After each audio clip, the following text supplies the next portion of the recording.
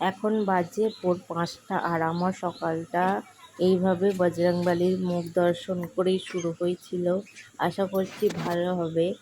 But এখানে দেখছো ছোট একটা বাচ্চা, আসলে বাচ্চা না, এখানে এসেছে অনেক, মানে বাবা মা বাচ্চা নিয়ে ৫-৬ জন মিলে এসেছে। আর আমি তো জানতাম না, ঘুম থেকে উঠেই যখনই দেখেছি তখন একবারে ৪-৫খানা কলা নিয়ে গিয়ে ৫খানা কলা নিয়ে গিয়ে সম্ভবত একজনকেই দিয়ে দিয়েছি। এরপরে দেখো আসল ঘটনা, এরপর সবাই কীভাবে এসে ওর ওপরে হামলে পড়ে। আর আমার সাথে একটা ঘটনা, ঘটনা না ঠিক দুর্ঘটনা এক্ষুনি ঘটে যেত। তোমরা এক্ষুনি দেখতেই পাবে যে এর মাটা না বাবা আমি জানি না, কিন্তু বড় হনুমানটা এসে কলাটা কাড়াকাড়ি করে এরকমভাবে নিয়ে খেয়ে নিচ্ছে। নেওয়ার পর আমার পিছন পিছন দৌড়াচ্ছে। এবার আমি তো দৌড়ে বাড়ি চলে এসেছি, কিন্তু সে আমার পিছন পিছন এসছে। আর রীতিমতো আমার, মানে আমি ঘরে ঢুকে পড়েছি, দরজা বন্ধ করতে পারিনি, দালানে ঢুকে কৌটো নিয়ে টোস্ট বিস্কুট ছিল তার মধ্যে, সেটা নিয়ে সে বেরিয়ে আমাদের মাটির দুয়ারে চলে গেছে। গিয়ে সেই কৌটোটা খুলে, ওই দেখো আসছে, ওই দেখো, ওই দেখো, ওইটা করবে, খুলে আর সে নিজে থেকে সেই টোস্ট বিস্কুট সবাই মিলে নিয়ে খেয়ে আর বেরিয়ে চলে গেল। আমি কিছুই করতে পারলাম না, মানে আমি দাঁড়িয়ে ভয়ে পুরো আমার হার্টবিট বেড়ে গেছে, এরকম একটা অবস্থা। ওদেরকে দেখে এই দেখবে এই কলাটা খাওয়ার পরে আমার পেছন পেছন দৌড়াবে। আমি তো যা হোক করে ক্যামেরাটা নিয়ে দৌড়েছি। এরকম সিচুয়েশান কারোর সাথেই যেন না হয়, আমি আশা করি। আমার সাথেও এই প্রথমবার হলো, কোনোদিনও এরকম হয়নি বাবু, এই প্রথমবার হয়েছে। এই দেখো, এই দেখো, দেখো আমি মিথ্যা বলিনি, এই দেখো কী করছে, দেখো কত এসেছে দেখো। আর এখন সকালবেলা আমার মা কুমড়ো বিক্রি করছে। এই সবুজ কুমড়োটা তো আমি জানি, কিন্তু এই যে হলুদ কালারের সাইডে কুমড়ো, এগুলো কী কুমড়ো বলে তোমরা কমেন্ট করে বলো। আর এই 3টে কুমড়োতে নাকি 12 কিলো হয়ে গেছে। এটা আশ্চর্যের বিষয় না, আশ্চর্যের বিষয় হচ্ছে আমাদের নর্মাল এমনি মাটিতে পড়ে এই কুমড়োগুলো হয়েছে। আর আজকে সকালটা হচ্ছে গণেশ চতুর্থীর সকাল। এটা ভিডিওটা কালকের, আমি আজকে বসে এডিট করছি, তাই আজকে কালকে ছাড়তে পারিনি বিশেষ ব্যস্ত থাকার কারণে। তা তোমরা দেখো প্লিজ ভিডিওটা।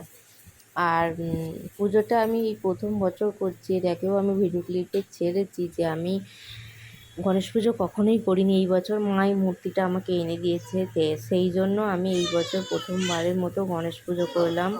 তো আমি নিয়মকানুন সেরকম বেশি কিছু জানিনি, যারা জানো আমার কিছু ভুল ত্রুটি হলে বলো। আমি তো জানি না, আমি সেগুলোকে ভালোভাবেই নেব, আমি আর কি শিখবো কিছুটা। মানুষ তো কিছু না কিছু শেখে, সবার কাছ থেকেই কিছু না কিছু শেখার থাকে। তো যারা এই ভিডিও ক্লিপটা দেখবে তারা অবশ্যই ভিডিও ক্লিপটা অবশ্যই তো প্রথমত দেখো, তার উপরন্ত আমাকে বলো যে আমার কোনো ভুল হয়েছে কি না। তো আমি এখানে প্রথমে তো আলপনা দিয়ে ঠাকুর বসিয়ে দিয়েছি, দিয়ে প্রদীপ জেলে পুজোটা শুরু করব। এখানে আমার ফল কাটাও রেডি হয়ে গেছে। এরপরে প্রদীপগুলো দিয়ে ঠাকুরের ভোগ সাজাবো।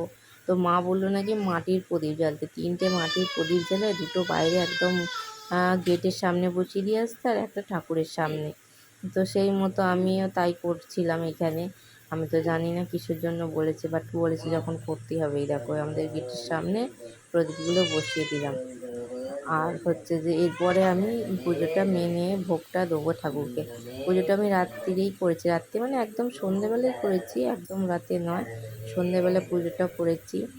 আর এখানে আমার হচ্ছে যে ভোগ রেডি হয়ে গেছে। আমি নিজে হাতে সব ভোগ বানিয়েছি গণু দাদার জন্য। ওখানে লুচি বানিয়েছি, সুজি বানিয়েছি, তারপর বানিয়েছি হচ্ছে 5টা ভাজা, আলু ভাজা, পটল ভাজা, বেগুন ভাজা, কুমড়ো ভাজা, আর খিচুড়ি ভোগ বানিয়েছি।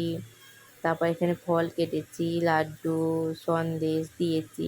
আর একটা সবথেকে মানে দুঃখের বিষয় যেটা হচ্ছে, এখানে না মোদক পাওয়া যাচ্ছে না। আমাদের রাজবুলহাটে আমার ভাই যতগুলো দোকান আছে, 3-4খানা দোকান মোটামুটি খুঁজে চলে এসছে, কিন্তু পাইনি, একটা দোকান থেকেও মোদক পাইনি।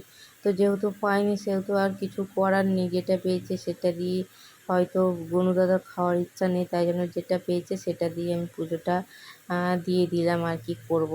তো তোমাদের ওখানে কার কে কোথা থেকে দেখছো ভিডিওটা বলো, আর তোমাদের ওখানে পাওয়া গেছে নাকি মোদক সেটাও আমাকে কমেন্টে বলো, যাতে এর পরের বছর আমি জোগাড় করতে পারি, করে গনু দাদাকে দিতে পারি।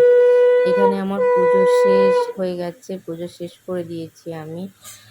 আর এরপরে হচ্ছে যে আমি ফাইনাল, এটা হচ্ছে আমার প্রসাদ, দেখো সাজিয়েছি, এইভাবেই দিয়েছি। তো তোমরাও বলবে অবশ্যই বলবে, কমেন্ট করে বলবে যে কীরকম কী হয়েছে না হয়েছে। আর কার কার বাড়িতে গণেশ পুজো হয়েছে সেটাও জানাও। তোমরা আমাকে কেউ কিছু বলছো না কেন? আমি তো নতুন নতুন ভিডিওগুলো ছাড়ছি, তোমরা আমাকে কেউ কিছু বলছো না, কমেন্ট করছো না।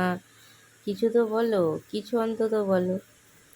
এই হচ্ছে ব্যাপার। আর এখানে আমার পুজো দেখো শেষ হয়ে গেছে, ওটাই আমি লাস্টে দেখাচ্ছিলাম। আর ওটাই বলছিলাম যে আমাকে জানিও আমার ভিডিও কেমন লাগছে, কমেন্ট করো, সবাই ভালো থেকো আর আমার ভিডিও দেখো। ধন্যবাদ।